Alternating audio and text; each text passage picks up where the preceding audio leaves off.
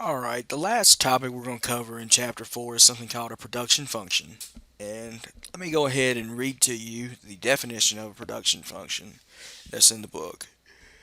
A production function is, in the short run, a relationship between the units of variable input and the units of output, where the units of variable input and output are both measured per unit of the fixed input.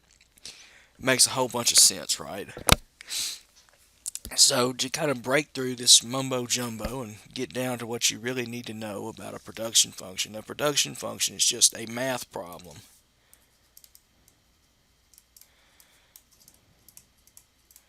that explains how an input and an output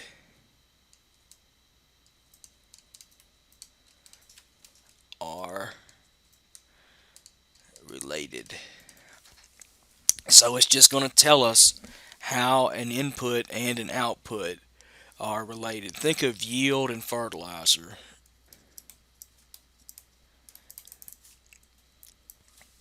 We can use a production function to tell us how much yield we can get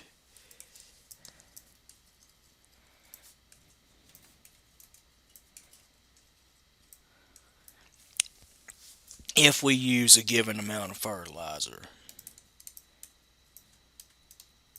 We'll call that given amount X amount of fertilizer. Okay? So, what you need to know about a production function is that it's just a big math problem that explains to us how an output and an input are related. Okay? So, it's just a math problem that tells us how it is related. All right.